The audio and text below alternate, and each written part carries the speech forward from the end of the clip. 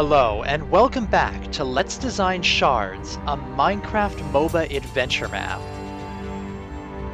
Moving down from the mountain walls, we get a good external view of progress made last episode.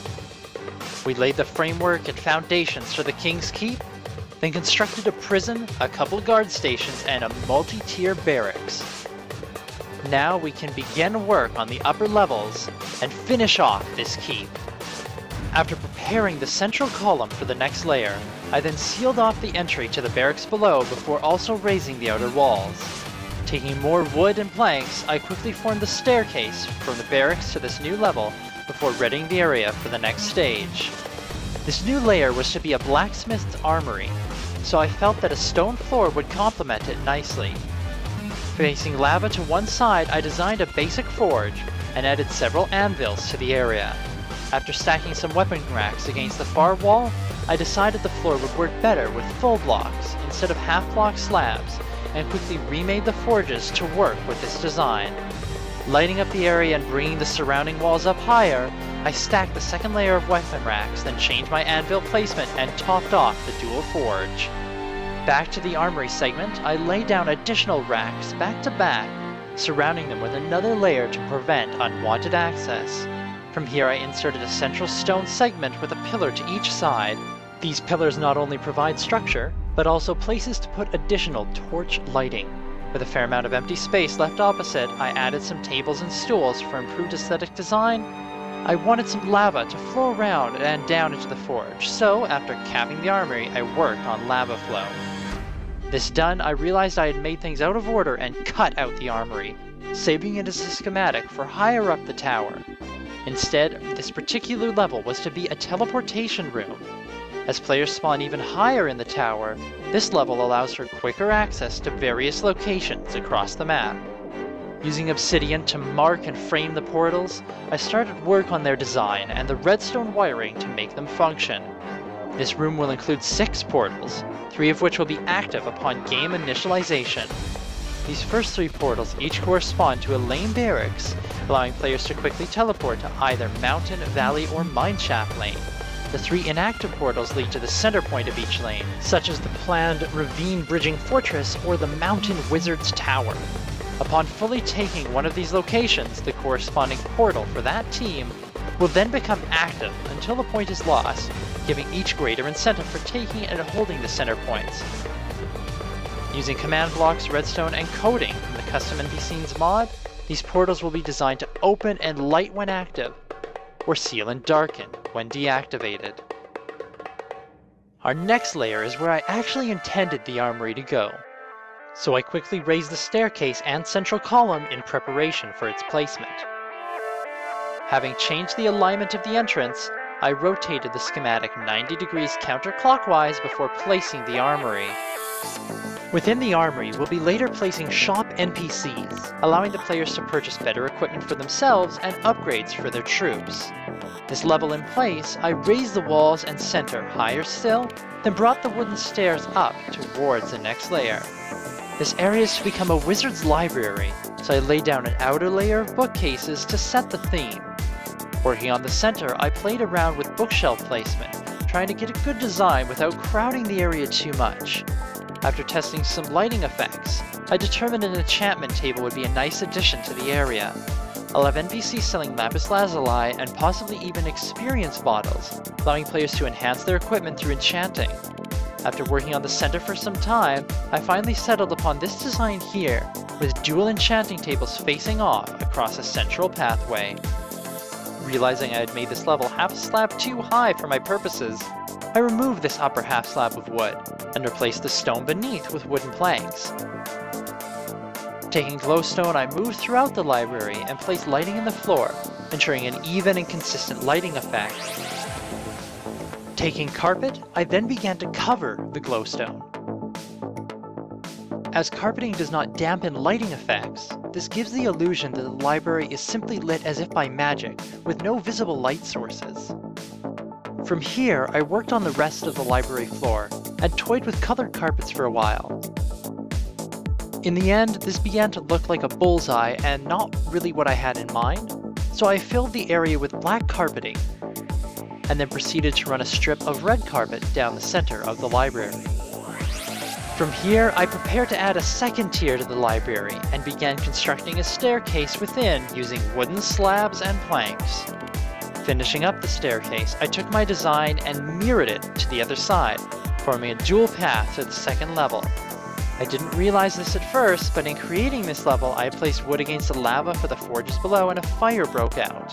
I had to quickly change the wood below the carpeting to stone in order to stop this flame, then fixed up my stairways so they were wood once more.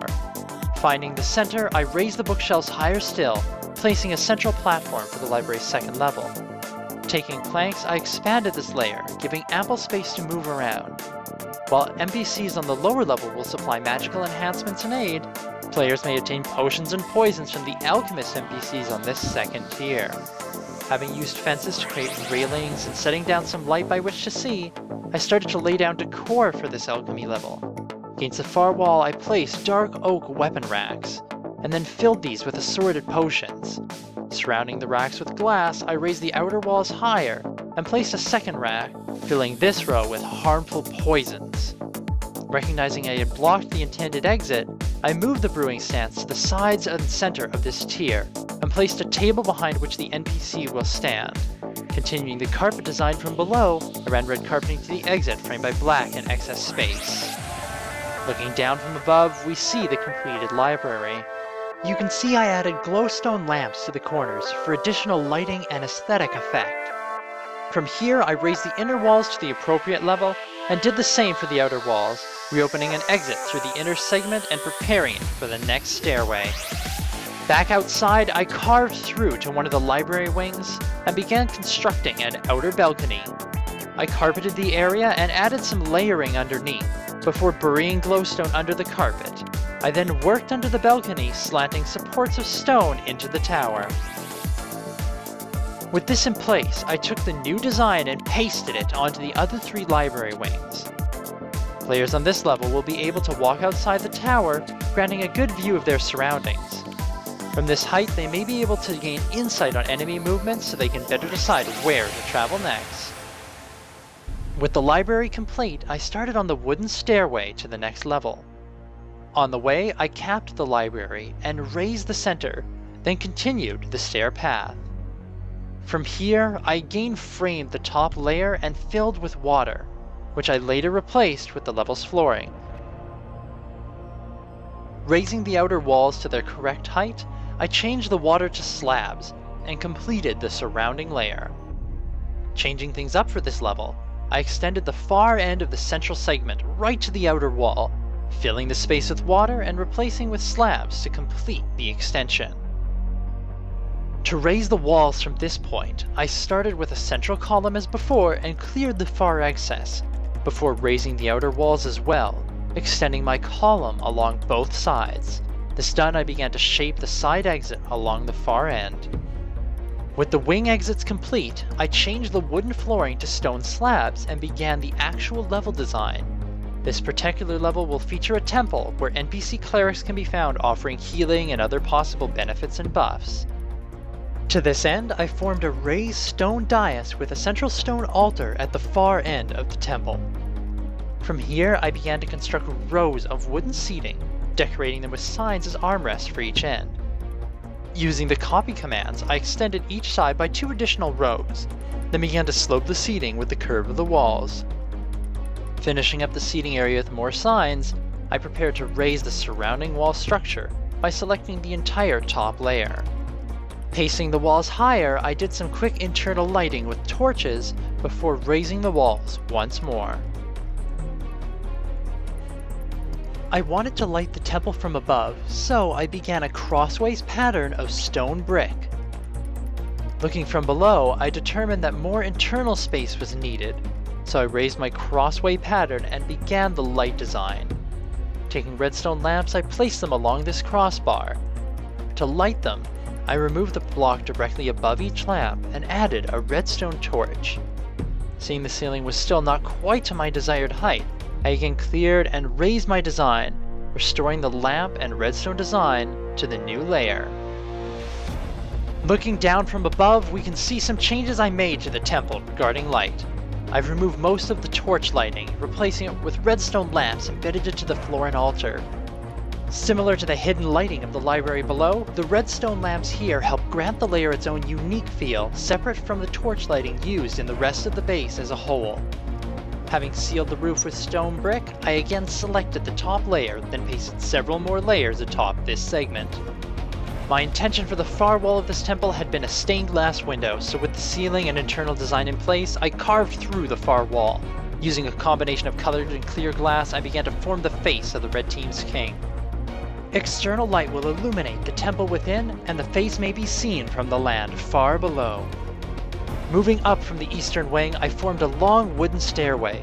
The stair will meet with another from the western wing in the center, then proceed to the final level.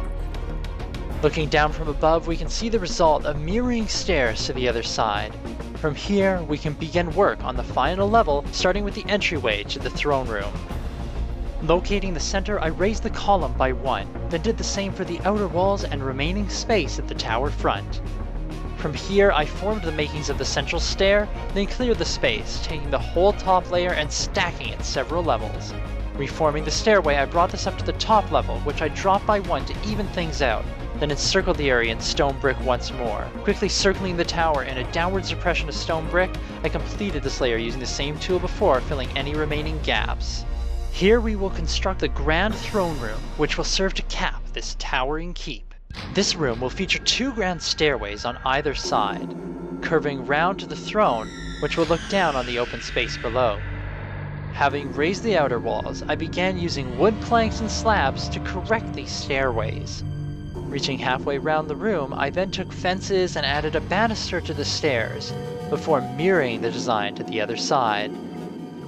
Continuing this stairway design further along the walls, I then covered and filled in the area above the entryway stairs, then proceeded to separate the room. Taking stone brick, I closed off the segment either side of the entryway, then connected the 2 sides over the entrance by the far wall. Capping this new section with stone, I raised the outer walls a step higher before sealing the connection between this segment and the stairways. After connecting the banister from either side, I used stone steps to slope the entryway for better aesthetics. Now working on the king's platform, I designed a tiered section using wooden planks and slabs. Raising the outer walls higher still, I brought the platform up to its full height. So far, I've used a lot of wood in this design, but I really wanted the throne room to have its own unique flavor. To that end, I replaced the wooden planks and slabs with quartz for its own distinct feel. Moving quickly over the grand entrance, I stripped away the wooden flooring and replaced it with quartz slabs. This taking a while, I switched over to World Edit tools and simply replaced the wood. Moving down the stairway, I did the same, replacing each layer as I went. I alternated my decision on the sides of the stair until settling on chiseled quartz, before moving further down and completing the entry. Back to the king's platform, I began to design the throne itself. Using a mixture of chiseled quartz, pillars, slabs, and stairs, I constructed the king's seat of power. From here, I prepared to design the ceiling. Using World Edit, I capped the throne room with a dome of stone brick. You may also notice the fences had been changed to ones of nether brick, as I felt the coloring better matched the white quartz room. The roof in place, I determined the room needed more open space, so I cut the upper section and pasted it higher, extending the room upwards. At this point, I began to work on the central pillars, which will support the roof above, and raised quartz pillars to the ceiling with a supporting crossbar pattern. Filling in the sides and adding some additional supports, I began to work on the decor of the pillars. Adding quartz stairs to the design, placed as slanted supports pretty much every connection point across the structure. I began to expand the pillars, forming more or less spherical joints and adding them to these same connection points. Spending some time working out the build and playing with several ideas, I eventually ended up with a design I was pleased with. Here we can see the first iteration of my work. While I felt it was a good general look, it seemed it had too many connections on the first level. Moving these connections in further, I added lighting to the pillars, and from here I further lit the room, adding an indented layer of light around the edges and additional lamps in the entrance. With the throne room as a whole fairly well lit, the throne area and especially the ceiling were quite dark, Adding a ring of redstone lamps along the roof cleared the darkness quite nicely, and placing red stained glass windows on the outer wall added some nice external lighting. Heading outside the tower, I began to work on the roof itself. Taking nether brick slabs and stairs, I rapidly worked my way around the cap, slanting and smoothing to the design as I went. While the tower roofs below are designed as square pyramids, this top of the keep is more spherical in nature. This made things a bit more complicated as I layered and slanted the covering nether brick, but I was generally pleased with the design as it formed. Coming up on the ceiling lights for the chamber below, I decided to give the area a more gradual slant, and added a couple nether brick layers upon which to build. Having covered the redstone and the lights, I continued building up towards the top point of the keep. Nearing the end of this segment, I took some time to work out the details, forming a design that looked and felt right. Slanting over the last bit of the lighting and redstone, I brought this section to its final peak. As a last bit of decor for the outside of the cap, I moved around the exterior and added some additional red stained glass. I felt this small addition added well to the external design. Looking at the base from afar, we get a good view of its nearly completed form. Glancing over the central keep specifically, the outer layer seems rather bare in comparison to the other towers and walls. To that end, I moved over the keep and added indentations across its exterior, improving its aesthetic design in a way similar to that of the outer towers. With the red base more or less complete, it was time to bring this design to the other side. Looking over this untamed landscape, we can see the area in which the blue base is to be constructed. Beginning with the lower walls, we cut through the forest and created a defined edge. From here, we placed the connecting central tower, which brought some excess dirt that will need to be cleared. Next, the mountain segments and the curving outer wall were added, alongside a portion of the King's Keep. Adding in the missing segment of this keep, we can see the base is a near mirror of the other side.